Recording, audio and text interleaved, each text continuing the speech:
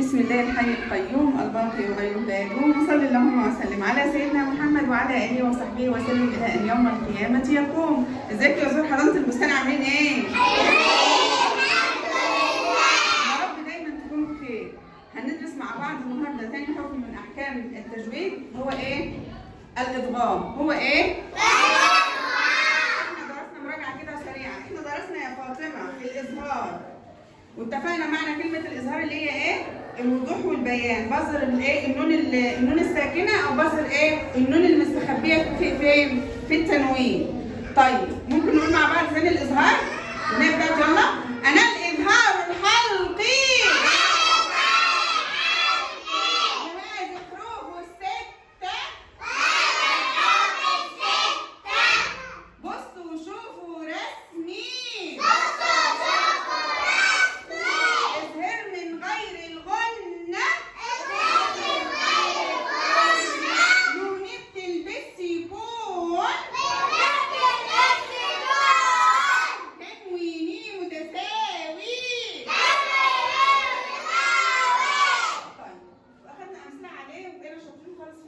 طيب النهارده هناخد الادغام.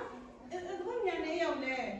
احنا طبعا هناخد الاحكام النون الساكنه والتنوين. عايزه النون ده اهي، نون الادغام بتبقى اسمها نون معرّة، يعني ما فيش عليها سكون اللي هو راس الحق في القران. والتنوين بتاعها بيبقى غير ايه؟ متساوي، بتبقى شرطه سابقه شرطه، الشرطه اللي فوق تبقى سابقه الشرطه اللي تحت. خلاص؟ والتنوين اتفقنا بالضم في الاظهار بتبقى ضمه وفيها ضمه مقلوبه، لكن التنوين في الايه؟ في الادغام بتبقى الضمتين زي بعض. خلاص؟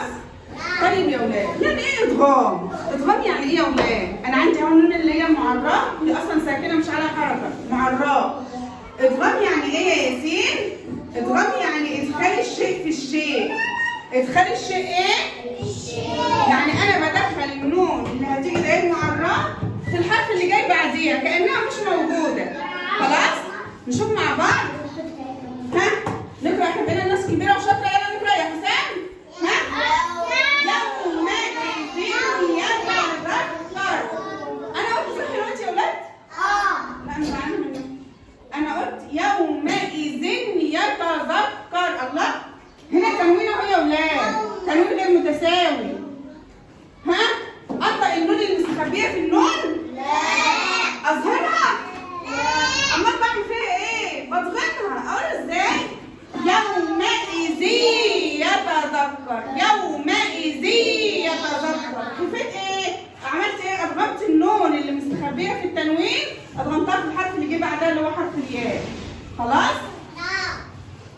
نشوف مثال يا ولاد على النون. عندي اهو ما يجي يقول اتهجى. ما ميم على فتحه، ما نون معرّة، يبقى اكيد الحكم اللي جاي بعدها يا اما ايه يا اما ايه؟ الحكم اللي جاي بعد النون المعرّة ايه يا ياسمينة؟ يا اما ادغام. عسل يا رينات. بعرف ازاي بقى يا ولاد؟ اشوف الحرف اللي جاي بعدين. لو لقيت الحرف اللي جاي بعدين حروف كلمه يرملون اللي خدناها قبل كده احنا بنتهجى واحنا صغيرين، لو لقيتها من كلمه يرملون يبقى الحكم اللي هنا على طول ادغام. لو لقيتها من 15 حرف بتوع الاخفاء يبقى الحكم اللي هيجي ايه؟ اخفاء حقيقي. طيب انا هشوف اهو. ها؟ الله، ده النون المعرّة جاي بعدها ياء، يبقى الحكم اللي هنا جاي على طول اسمه ايه؟ ادغام. اسمه ايه؟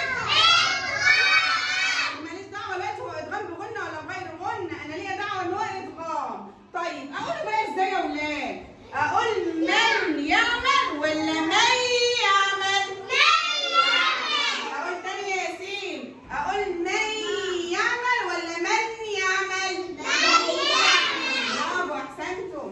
اقول من يعمل. النون اللي هي المعرّة هي كانها مش موجوده، هروح من ميم على ميم على الياء على طول واجيب غنه الادغام. اقول من يعمل،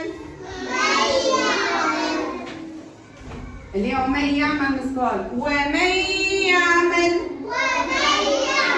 لما نيجي نقرا في المصحف وحد يقول لي ومن يعمل، لا، ومن يعمل بزعل منه. خلاص؟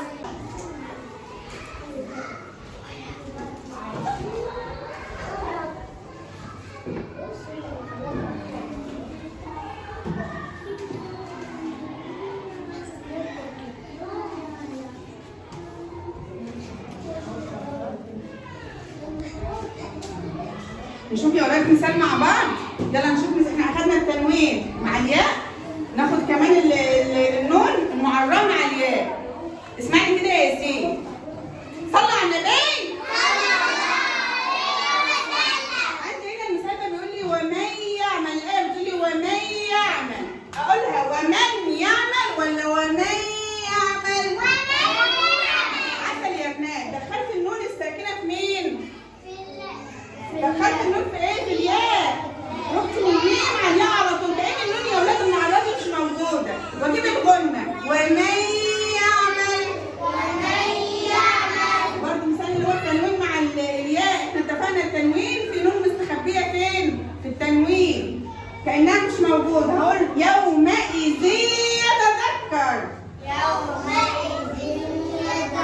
واحنا اتفقنا اما الاقي نون معرّة يبقى الحكم اللي جاي بعدها يا اما ايه؟ يا اما ايه؟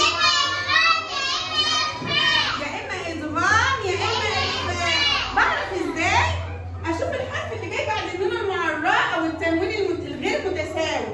لو لقيته حرف من حروف كلمه يرملون يبقى الحكم اللي هنا على طول اسمه ايه؟ ادغام.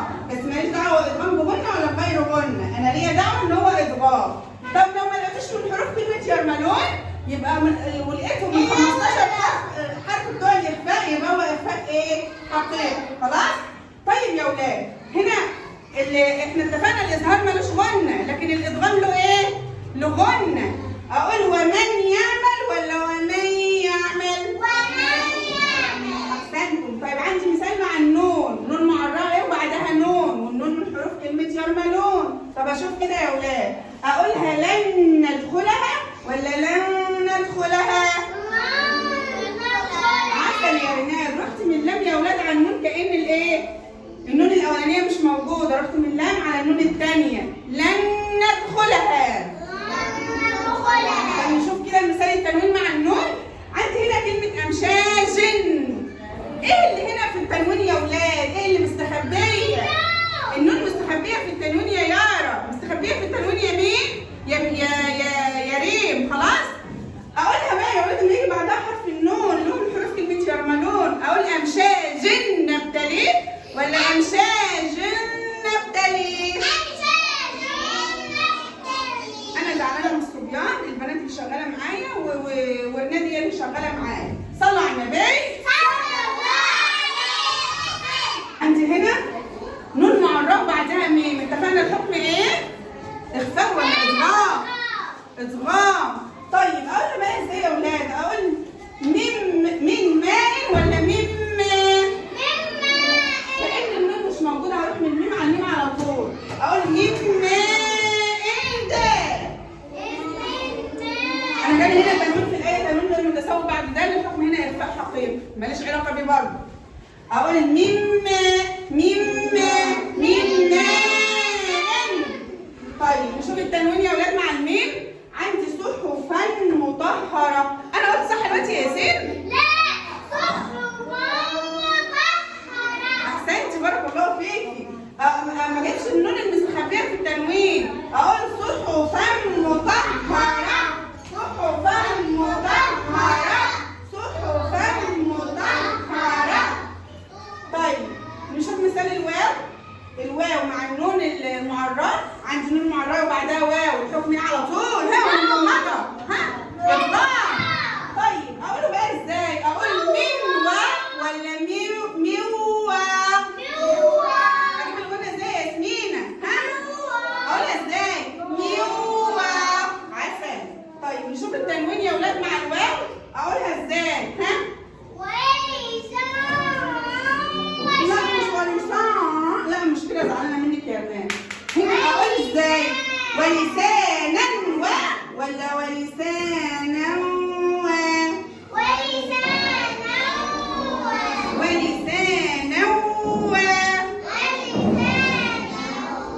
قلت من النون الاولانيه مش النون المستخبيه. انا نطقت هنا نون بس النون الاولانيه مش النون المستخبيه في التنوين. قلت ولسانا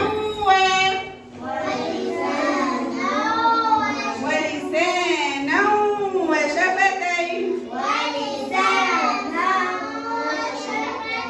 ده بالنسبه للادغام يا ولاد. ايه قلنا اللي هو في كلمه ايه؟ ينمو. نشوف مع بعض بقى الادغام بغير غنة. نشوف يا اولاد، احنا اتفقنا الادغام عباره عن قسمين، ادغام بغنة وبغير غنة، وعرفنا الحروف اللي هي ادغام بغنة متجمعه في كلمه ينمو، وبغير غنة متجمعه في ايه؟ في اللام والراء. عسل.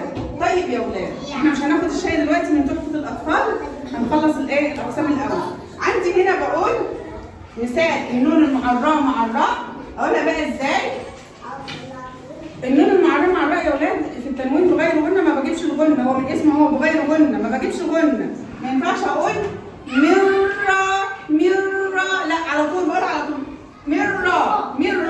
مرة على طول، من رسول. ما ينفعش اجيب هنا غنة.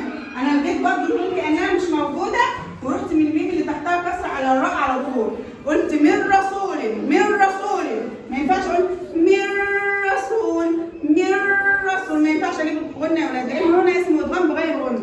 طيب عندي هنا النون مع الراء وبعدها لام، او نجيب الاول التنوين يا ولاد، مثال التنوين وبعدين راء. عندي هنا في عيشة راضية. انا صح؟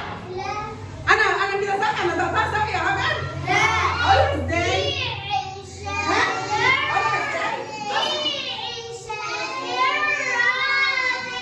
احسنتي يا بنات. انا بظهر النون اللي مستخبيه دلوقتي وقاعده في التنوين، بظهرها مع الراء. لا ده انا بظهرها. بقولها ازاي؟ في عيشة راضية، بس بقولها ايه؟ بسرعة، ما بجيبش غنة. ما اقولش في عيشة راضية، ما بجيبش هنا غنة. بقولها ازاي؟ في عيشة راضية، في عيشة راضية. خلاص؟ طيب لو يا ولاد نشوف النون المعراه وبعدها اللام، اجيبها بقى ازاي؟ اقول لم. لا انا بروح من الآ على اللام على طول. بقولها ازاي؟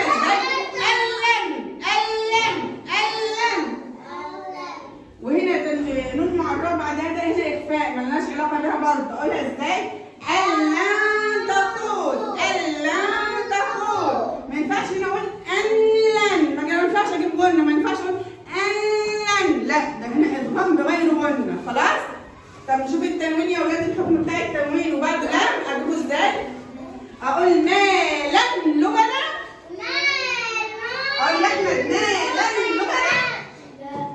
لا ما اجيبهاش، ما اجيبش النون اللي قاعده مستخبيه في التنوين وبعدها لام، ما اظهرهاش، اضغمها. اقولها ازاي؟ مالا لبنا. ما اجيبش النون يا ما اجيبش غنة يا ريناد، ما اقولش مالا لبنا، لا غلط. اقول مالا لبنا. سهل الادغام يا ولاد؟ استنى يا ولاد مع بعض. في الاظهار كنا ممكن نجيب الاظهار في كلمه واحده، زي كلمه المنخنقه. كنا بنجيب المنخنقه اهي. خلاص؟ نون بعد نون لابسه سكون وبعدها خاء، الحكم اظهار. بيجي في كلمه واحده. في الادغام ما ينفعش خالص يا ولاد نجيبها في كلمه واحده. الادغام لازم يبقى بين ايه؟ بين كلمتين، ما ينفعش يجي في كلمه واحده. طب نشوف مثال.